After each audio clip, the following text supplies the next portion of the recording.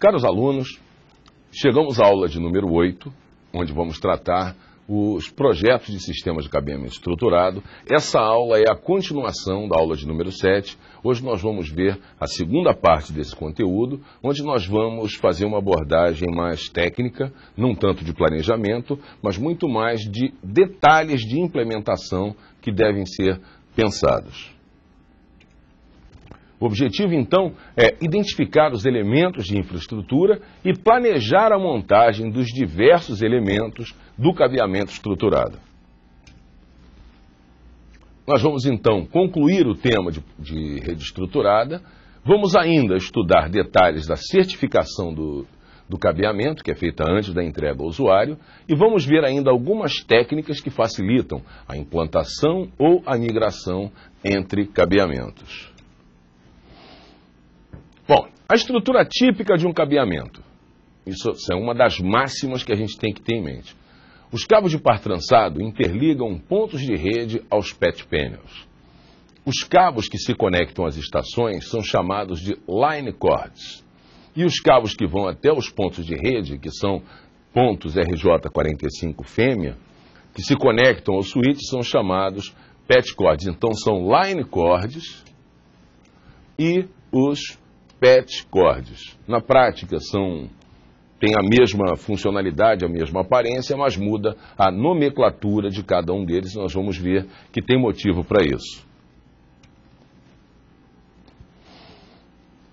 A seleção dos cabos deve levar em consideração o desempenho desejado e os elementos que possam causar interferência. Para o desempenho, escolhemos o cabo pela categoria. Em relação à interferência, escolhemos a blindagem do cabo, porque em algumas circunstâncias não é possível nós afastarmos tanto da rede elétrica ou de fontes de interferência. Então nós mudamos o tipo de cabo quando não é possível afastar o nosso cabo dos pontos de interferência. Cabos UTP e acessório. Para as redes atuais, a tolerância mínima é do CAT5, mas é muito desejável que em instalações novas utilizemos cabos acima da necessidade para permitir que a adaptação às novas tecnologias possam ser feitas. Temos aí a categoria dos cabos de 1 até 5, vendo que o cabo CAT5 ele consegue trafegar informações até 100 MHz. E o padrão Fast Ethernet consegue trafegar dados a 100 megabits no cabo CAT5. O 5E também trafega a 100 MHz, mas tem uma outra forma de sinalização que vai dar a possibilidade de chegar até a rede gigabit. O CAT6 ele trafega até 500 MHz e pode proporcionar até 10 gigabits no padrão Ethernet. E o CAT6A, também com 500 MHz, ele consegue produzir até 500 MHz e vai te dar uma possibilidade maior de transmissão de dados.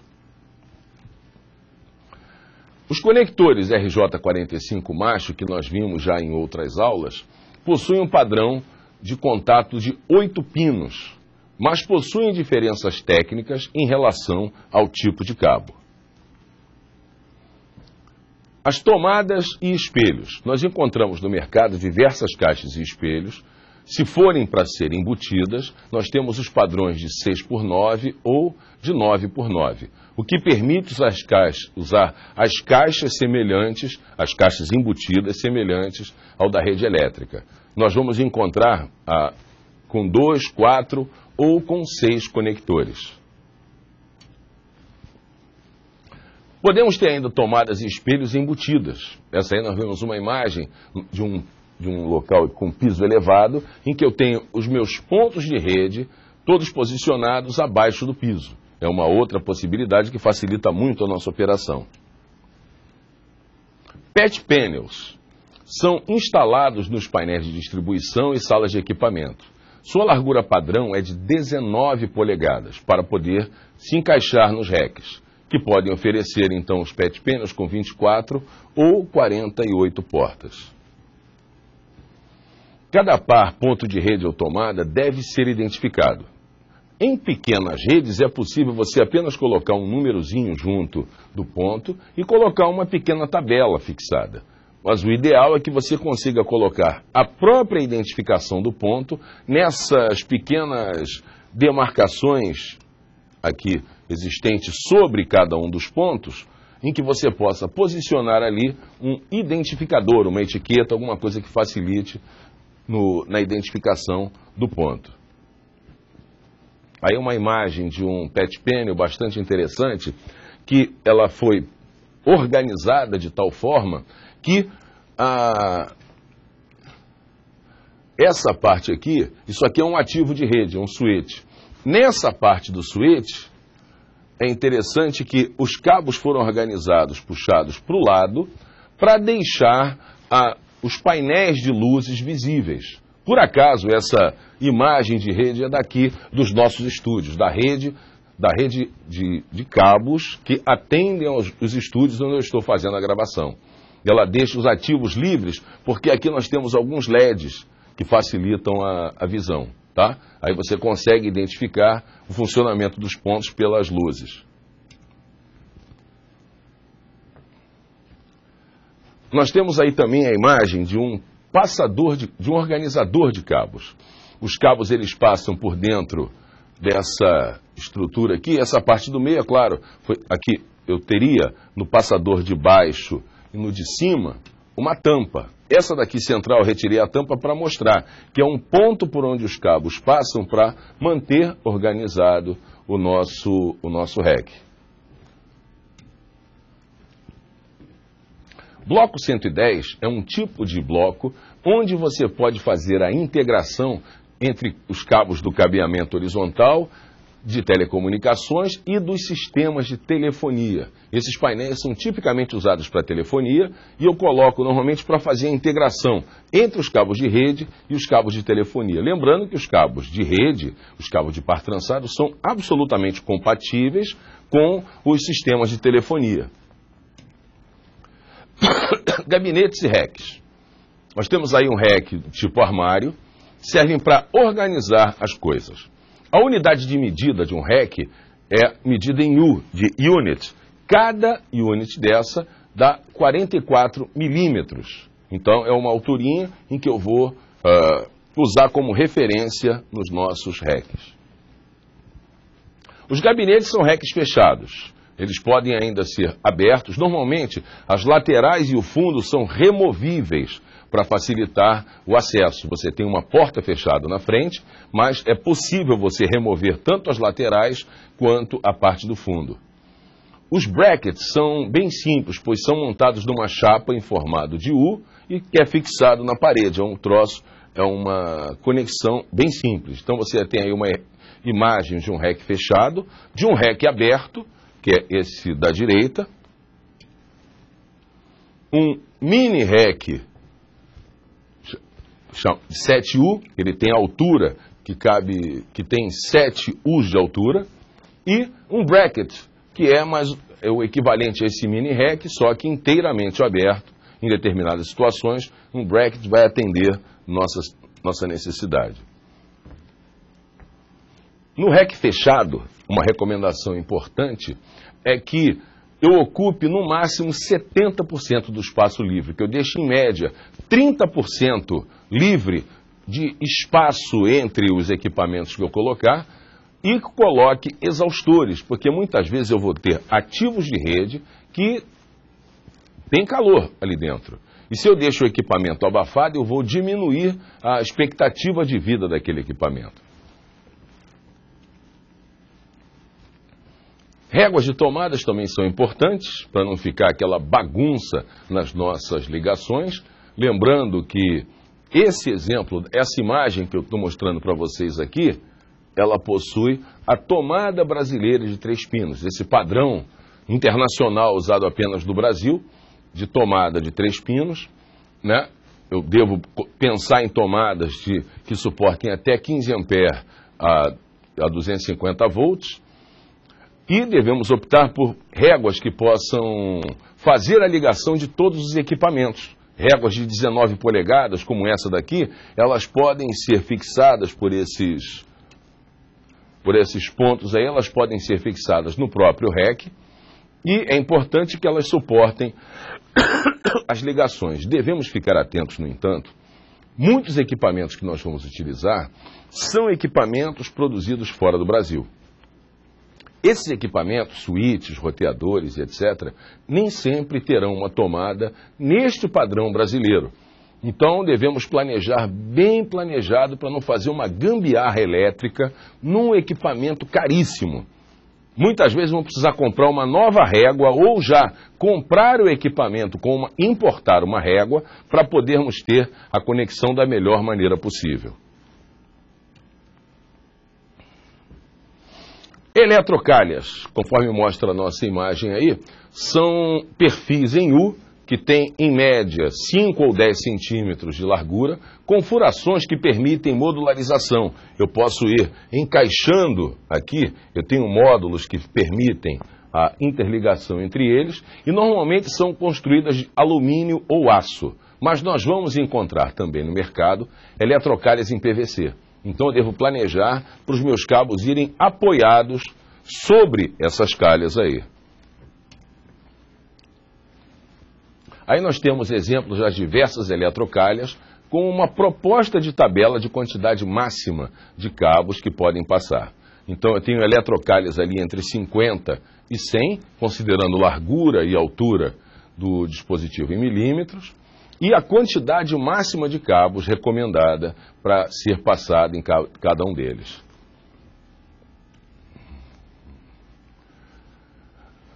Eletrodutos são tubos cilíndricos por onde o cabo é acomodado. Eles podem ser metálicos ou em PVC.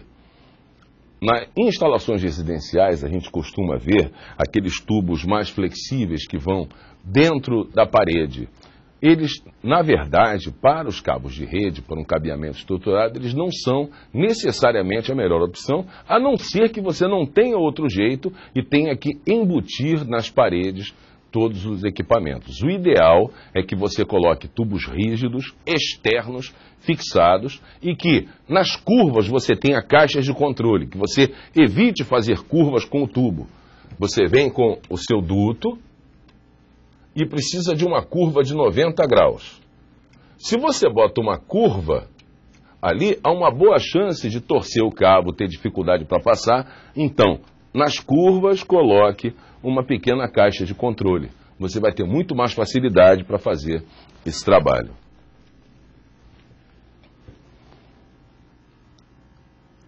Eletrodutos visíveis são mais fáceis. Eletrodutos especiais em PVC ou de metal são chamados de conduítes, ou melhor, aqueles externos são chamados de sistema X. Aqueles que cobrem os cabos é uma outra opção. Quando você tiver um pequeno percurso dentro de uma área de trabalho, você pode cobrir com aquele sistema X. Eles podem ser embutidos nas paredes, enfim, tem inúmeras possibilidades para esses eletrodutos. Eletrodutos embutidos oferecem vantagem estética. Eletroduto aparente, facilidade de instalação e manutenção. Os eletrodutos são também usados em percursos verticais e em áreas sujeitas a intempéries como chuva, poeira. Por vezes não tem solução, você tem que conectar duas áreas que entre elas há um espaço descoberto, então você coloca um eletroduto para passar o cabo ali dentro. Os cabos de par trançado, eles não possuem proteção contra as intempéries, a não ser um outro cabo muito especial, mas na prática eles não possuem essa proteção para ficar recebendo sol e chuva, tá?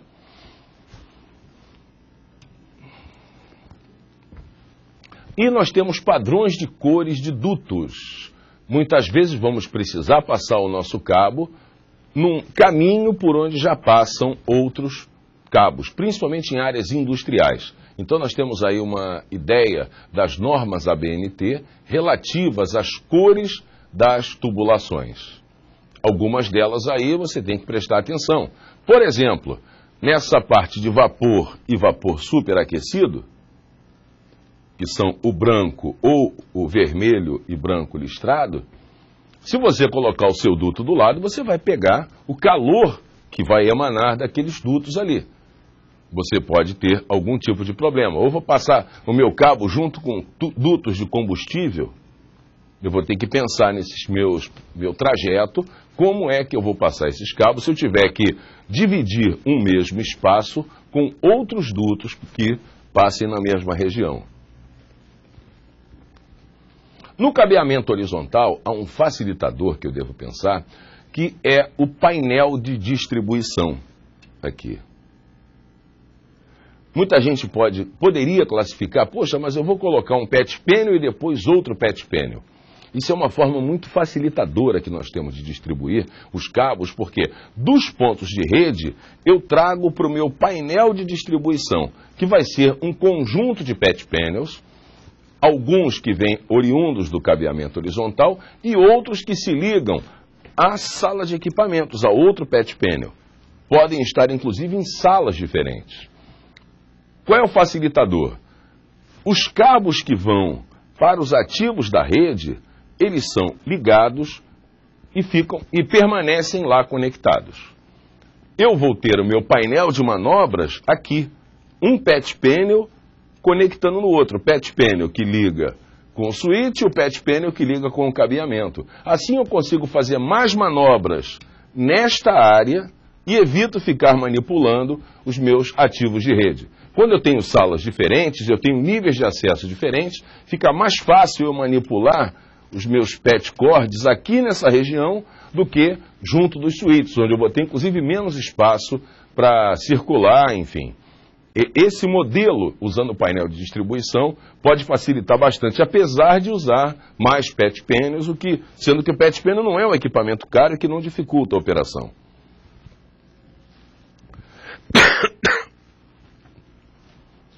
Alcances. O alcance máximo de um par trançado é de 100 metros. Na distribuição, eu devo pensar em 90 metros no percurso, entre o ponto de rede e o PET pênel. E o line cord, que é a conexão do ponto de rede com o computador do usuário, de 3 metros, e para completar os 100, mais 7 metros da minha ligação do PET cord, que vai do PET pênel até o ativo da rede, o switch, por exemplo. Passagem de cabos nos percursos. Devemos selecionar o conjunto de cabos que vão atender áreas comuns. Para manter a organização de cada circuito, os cabos devem ser organizados em circuitos que devem ser fixados. Normalmente tem umas braçadeiras de velcro que são muito boas para isso. Se você vai atender a uma sala que tem 10 pontos, você reúne aqueles 10 cabos. O ideal seria um espaço grande, um corredor, para você colocar todos aqueles cabos no chão e reuni-los no que a gente chama de chicote, para que você coloque aquele chicote dentro do eletroduto, depois dentro da eletrocalha, depois coloque nos dutos, mas que aquele circuito que atende a uma mesma sala possa permanecer reunido e facilitado. Você também vai etiquetar ao longo daquele percurso ali dentro da eletrocalha, porque se você reúne 10 linhas e coloca na eletrocalha, vai fazer a mesma coisa para várias outras. Quando precisar fazer manutenção, é bom que cada um daqueles chicotes esteja identificado para facilitar a operação. A situação crucial é evitar o desperdício de cabos e, principalmente, descobrir que seus cabos não chegam até o ponto. Então, você deve organizar de que forma? Folgas. Existem essas folgas dentro da norma, inclusive, dentro das caixas de passagens ou nas eletrocalhas, de forma que eu tenha uma folga de 3 a 4 metros próximo dos reques, para permitir, eu preciso trocar meu rec de posição. Eu tenho folga em todos os cabos, de forma que isso vai acontecer. E ainda, de pelo menos 50 centímetros próximo dos pontos de rede. Essa folga vai me dar uma relativa flexibilidade para refazer uma emenda e o cabo não chegar no conector na posição. Uma emenda ficou ruim, eu corto o cabo, refaço a emenda, eu tenho que ter uma folga. Em cabos de par trançado, não dá para fazer tração superior a 10 kg. Então, não devo tracionar mais do que 10 kg. Então, se eu tiver um lançamento a mais de 50 metros de distância, eu devo lançar os chicotes de forma que eles se apoiem a partir do centro. Se eu pego e levanto um conjunto de cabos, pego um cabo bem longo, pego nas extremidades e eu levanto, o próprio peso do cabo ali no centro pode fazer uma força de tração superior aos 10 quilos.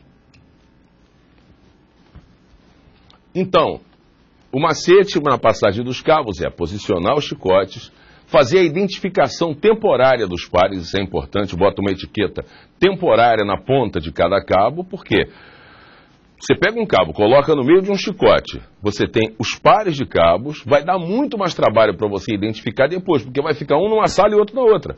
Bota ali um identificador temporário para você saber se aqui é o par 1, par 2, par 3, para facilitar.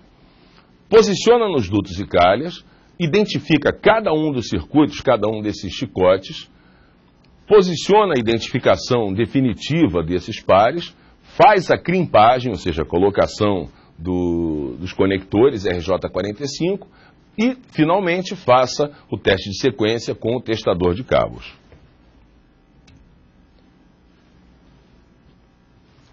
Cuidados, não faça dobras nos cabos. Curvas suaves nas caixas de passagem são desejadas. Cuidados com o excesso de tração. Evite dutos que sejam sujeitos à umidade. As eletrocalhas metálicas devem ser aterradas. Mais à frente nós vamos ver os detalhes das instalações elétricas. E mais, nós vemos às vezes muitos técnicos colocando vaselina, óleo e lubrificantes em dutos. Se foi necessário utilizar qualquer tipo de lubrificante num duto, é sinal de que foi mal dimensionado. É sinal de que aquele duto não cabe a quantidade de cabos que se está tentando passar. E lembrar, finalmente, do afastamento da rede elétrica quando esses caminhos seguirem em paralelo. Se você tem redes elétricas e redes de cabeamento, há que haver um afastamento entre os dois.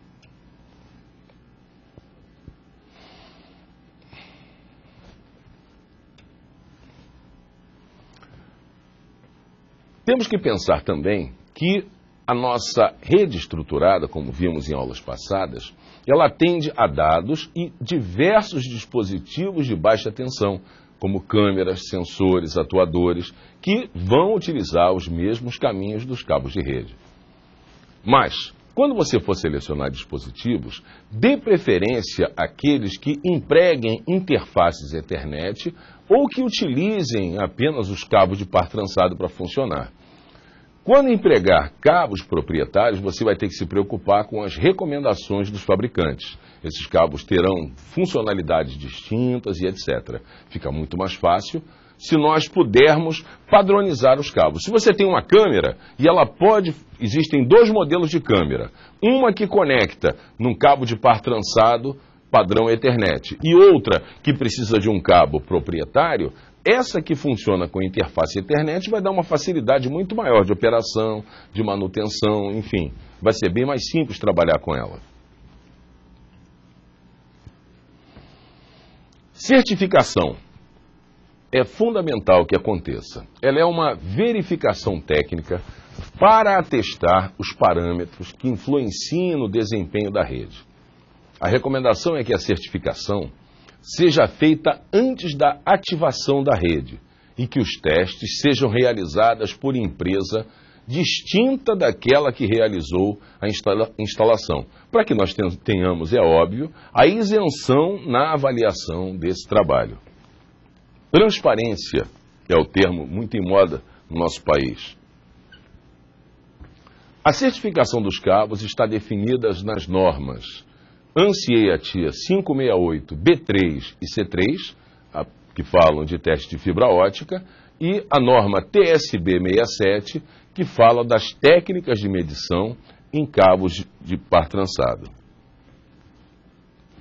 Nós temos aí a imagem de um dispositivo chamado Cable Scanner, que ele injeta o sinal numa extremidade da linha e testa na outra extremidade e vai mostrar a funcionalidade. Ele vai testar o comprimento do cabo, vai testar a linha cruzada, vai testar interferência, atenuação, enfim, todos os parâmetros necessários ao funcionamento dos cabos. O TDR, é o Time Domain Reflectometer, ele envia um sinal elétrico e mede o tempo entre a ida e volta na extremidade. O tempo de retorno indica a distância, mas a variação dessa leitura, quando você faz de um lado para o outro e vice-versa, ou ligando equipamentos, ele pode identificar interferências ou rupturas parciais que sejam intermitentes. E tem ainda o OTDR, que funciona da mesma forma para testes em fibras óticas. O testador de continuidade é aquele mais simples. Ele injeta um sinalzinho de um lado, em um pino de cada vez. Então, normalmente esse equipamento ele tem duas partes, né? Você coloca uma delas e liga ali, ele vai emitir um sinal. E você vai poder testar a continuidade dos cabos, porque ele injeta o sinal em cada pino sucessivamente. Com isso, você vai poder testar os cabos e vai poder também, se você não fizer uma correta identificação, você vai perder horas, mas vai conseguir fazer. Injeta o sinal numa ponta e vai testando do outro lado para descobrir a que cabo se refere aquele sinal que está sendo injetado. Testadores de cabo agregam outras funcionalidades que permitem conectar a um PC para receber informações. Você conecta no cabo e puxa uma extensão daquele seu equipamento a um computador para ele gerar um relatório de todos os dados que foi obtendo. Ele pode fornecer mapa dos fios para determinar pares cruzados, pode medir atenuação, diafonia, pares divididos, executar teste de ruído, rastrear cabos através de paredes. Só por proximidade, você consegue identificar a proximidade de um cabo numa parede. Bem, meus caros, essa nossa aula, ela tem uma série de detalhes que nós já vimos antecipadamente e vimos ao longo das aulas, a importância que tem você planejar da melhor maneira a sua rede. Nós vimos na aula 7 a ideia do nosso planejamento para que ele possa funcionar da melhor maneira, as fases que devem ser seguidas, a importância que nós temos de manter um cronograma das atividades, porque serão equipes distintas. E nessa aula 8 nós vimos equipamentos, técnicas, alguns macetes para realizar a instalação da nossa rede e que muito podem facilitar as nossas ações. Eu proporia que cada um de vocês, pensando nessa parte de projeto, fizesse um planejamento, aquele mais simples. Lembram lá no início da aula, número 7, que nós falamos que o planejamento ele é importante quando eu faço um projeto em que eu planejo até a aceitação do meu cliente, desde o levantamento do problema, planejamento, execução, entrega ao meu usuário. Faça um planejamento detalhado daquele exemplo mais simples. Vou pintar a sala da minha casa. Se você anotar os detalhes, você vai perceber que tem uma série de passos que você tem que seguir para realizar a pintura da sala da sua casa da melhor maneira possível.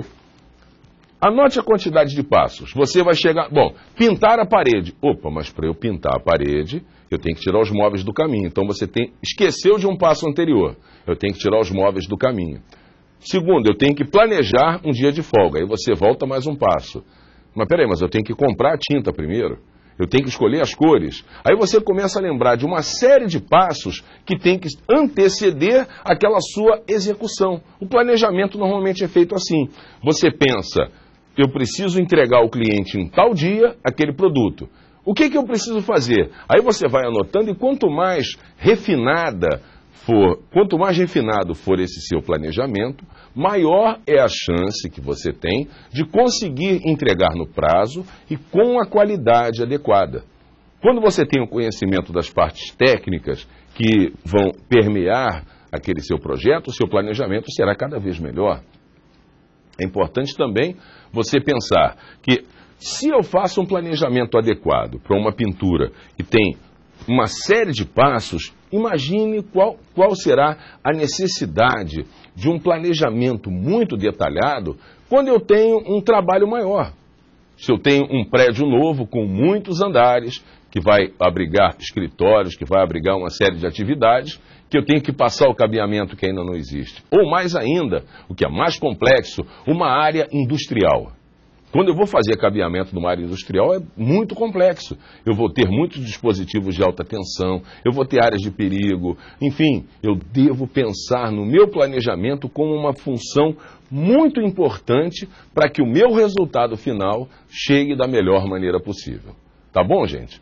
Então a nossa ideia nessas aulas em que a gente falou de projeto era despertar para a necessidade de um judicioso planejamento, pensando em todas as fases, no cronograma, custos e etc., para que possamos chegar no final e entregar um produto da melhor qualidade possível para o nosso cliente.